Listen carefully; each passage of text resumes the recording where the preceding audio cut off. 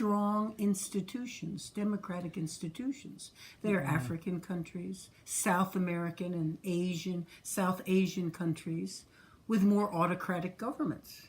So they went to the central government ministries in Ulaanbaatar to sign agreements, to negotiate contracts. But are mines in Ulaanbaatar? No. Mines are in the countryside. Yeah. But did those original contracts, were they negotiated out in the Imaks and the Sums? In the land where the mine was going to be? No. They were done in a very authoritarian, even communist way, only in the central government offices in Ulaanbaatar. Then the companies expected the government would send the word to the Imak government or the Sum leaders, you do this, you let these people do that. Now, the United States and Western countries wanted democracy. Okay, so the herders, the Arats in the countryside and in the far distant places, they elected leaders to represent them in the parliament. But these leaders then began to protest the mining contracts and licenses sold for their district, but with no local consultation. What is that? That's democracy. There's nothing wrong with that. But for the mining companies, this is very inconvenient. Mm-hmm. This is very troublesome. They don't want to fly way out into the Gobi and talk to leaders and wait for herdsmen who they don't understand the chain of authority and power. For them, it's much easier to have the Minister of Mines or the Minister of Industry do this negotiation and tell the people what to do. Mm-hmm. That's old style. That's communist. That's authoritarian. That's not democracy.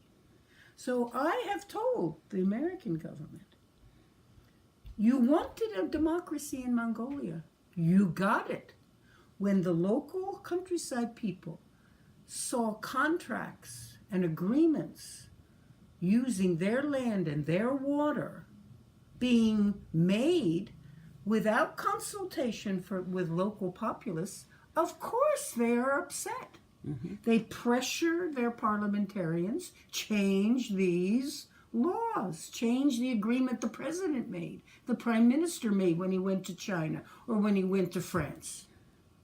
And the parliamentarians who represent their people out in the countryside have made big fuss in the parliament and have changed or slowed down implementation of the laws.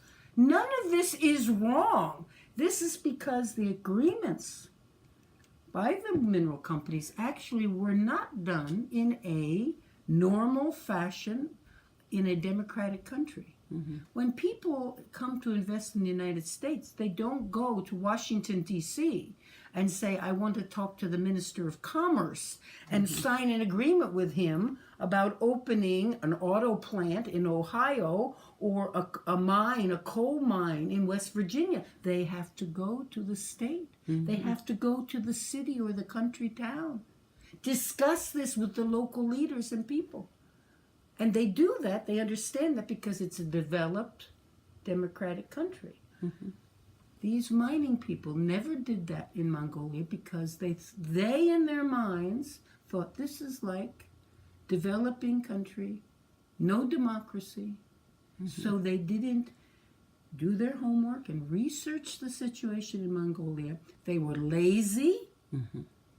They didn't do the proper legal and popular interfacing with local people and local organizations. So they signed agreements. The agreements get changed by the parliament because the people, local people, are unhappy. Mm-hmm. And then they complain to the foreign governments and say, you should tell the Mongolian parliament not to change this law. They're forcing, the outsiders, the foreigners, are forcing Mongolian parliament and local leaders to bend to the will of the foreigners instead of follow the will of the people. Is that democratic? So that's the kind of thing I talk about in my book.